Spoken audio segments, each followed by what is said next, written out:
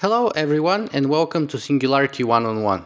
Singularity One-on-One is a podcast feature Singularity weblog where you can go and listen to it or download it in full. As you already know, my name is Nicola, aka Socrates, and as always, I will be the man with the questions. Today, I'm privileged to have Jaron Lanier as my guest on the show. Jaron lives in Berkeley, California, and is known as the father of virtual reality technology. In addition, he has worked on the interface between computer science and medicine, physics, and neuroscience. Most recently, Jaron is the author of the manifesto titled You're Not a Gadget. Hi, Jaron, and welcome to Singularity One-on-One. Hey, how are you doing? Excellent. I'm absolutely elated to have you here on the show today. And I would share with you a little sort of background story about how I came to really wanting to invite you. And that was basically, first I read your book, You're Not a Gadget, which is a fantastic book, I thought. And it made me see and consider many alternative points of view that I haven't seen and considered before. But also I watched a YouTube video recording of you where you're arguing why the singularitarianism is a sort of a new religion, or as you call it in your book, just like others, basically rupture of the nerds. So those two were the reasons that I really wanted to get you as a guest on the show.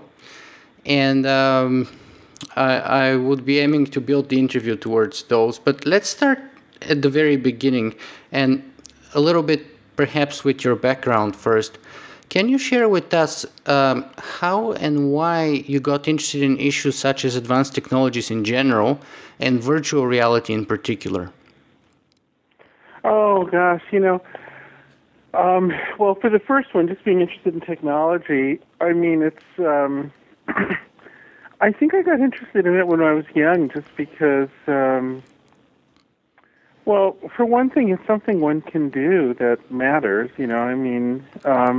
if you are technically able to not do technology, you might feel like a bit of a waste because technology is the main thing that makes the human situation different over time. Well, actually, I should qualify that. I think changes in technology are necessary to make the human condition different. They're not sufficient. I think ultimately people decide what to make of technology, but technology is what gives people options to reinvent themselves anyway.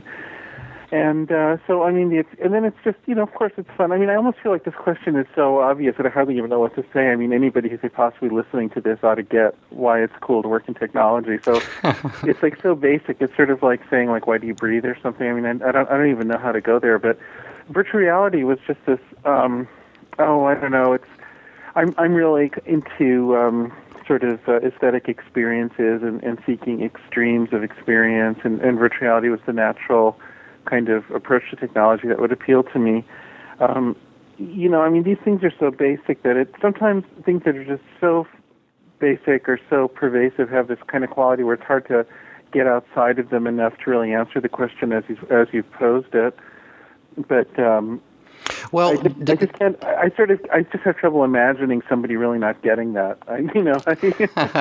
Well, the reason why I'm asking this is because one thing that I haven't mentioned yet is that you're also a musician, and music is a technology in itself, right? Both the musical experience is conducted via musical instruments, which are requiring certain kinds of technology. So my follow-up question here was, whether your interest in art in general and in music in particular was preceding or sort of arising at the same time as your interest in technology, or how did one impact on the other? I don't know. If you'll forgive me for saying this, this is a kind of question I'm asked a lot, and unfortunately it's very hard to answer because this is about events long enough ago in my life that I don't fully trust my memories, and it might be hard to tease it apart anyway. But I've always been interested in both that I can remember.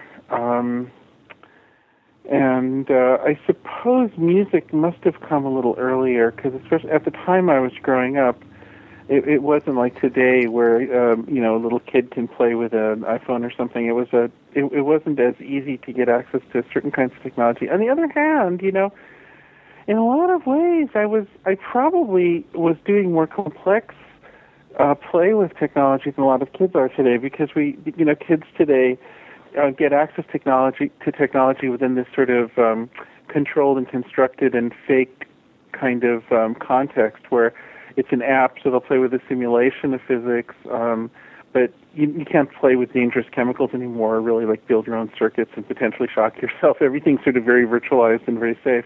Mm-hmm. And I grew up in a different way where I was like, it depends on which age you're talking about, but I was like running through old junkyards and collecting. I was taking apart like oscilloscopes and wiring them together to make weird pattern generations, visual pattern generators out of theremins and stuff when I was, I don't know, 10 or 11 or something, mm-hmm. which might sound extraordinary, but the truth is any 10 or 11-year-old could do that given the chance. I think it's a bit rare to get that sort of chance. So I think a software simulator of something like that would happen today. And it's an interesting change, because I think something's gained and something's lost. I love software, but software always underrepresents reality, and reality just has this depth to it and this potential for surprise and subtlety that you just can't get from software. Mm-hmm. But anyway, so I'm afraid I haven't answered your question directly, but I hope it's at least responsive. Well, in a way, you're going into the direction anyway that I want to take our conversation next to, and that's I want to get to the motivation behind your work, whether it is the sort of the motivation of an artist or of a scientist. Oh, well, you're asking these very general questions, and I feel like the questions assume a sort of theory-directed inner life that I don't think anybody has. At any rate, I don't have it. It's not as though one sort of sits down and has this sense of like, these are my ideals and these are how I'll order them, and then this is how I'll act. Maybe a few people do. Some people historically have claimed that, I guess. Somebody like Lenin or something. But for me, it's not like that. I sort of I just love doing various things, and the analysis of why can sort of go on forever. But I don't know if we're ever granted quite that level of self-awareness. When I do music, I'm chasing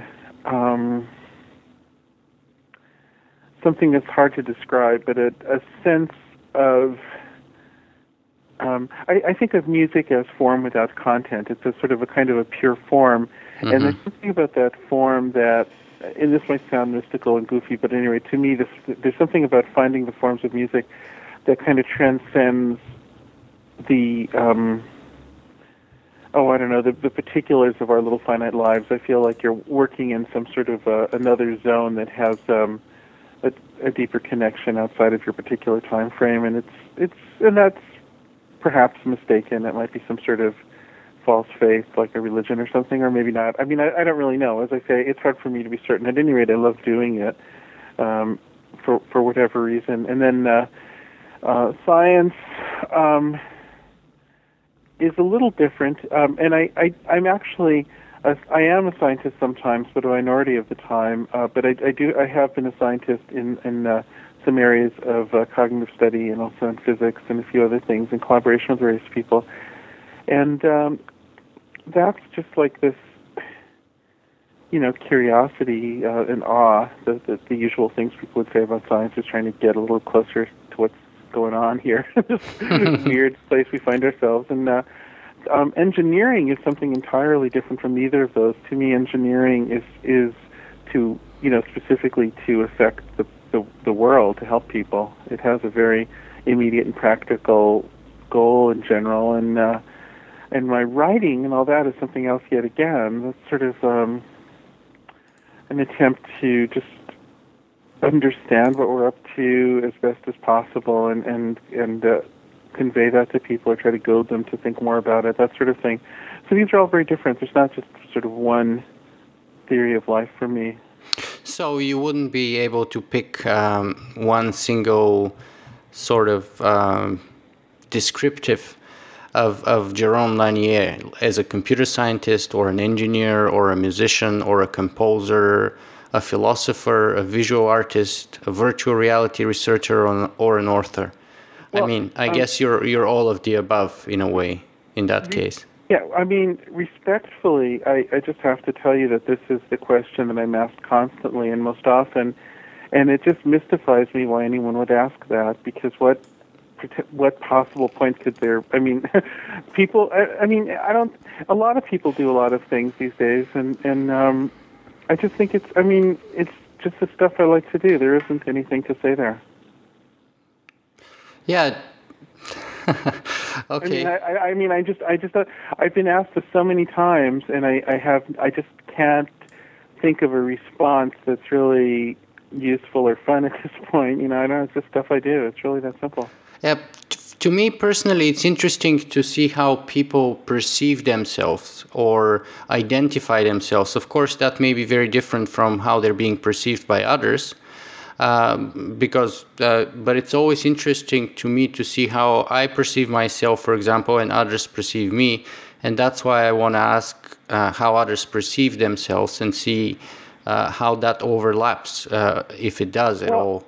I mean, let me say something that might be, I want to say this with some delicacy, but frequently discussions about self-definition are important when you're trying to market yourself because one doesn't feel adequately successful or something, and so you try to come up with a story that's easy for people to remember and might help promote oneself or gain, mental market share among others or something. And of course, in these days of, Twitter and Facebook and everything, everybody's trying to sort of spin their wheels competing for mental market share, and so they're always working on these self-mythologies or something. And I'm overgeneralizing, not everybody, but I mean, the thing is, I'm at a point in my life where I'm feeling kind of adequately successful, and so I don't feel compelled to work on my story.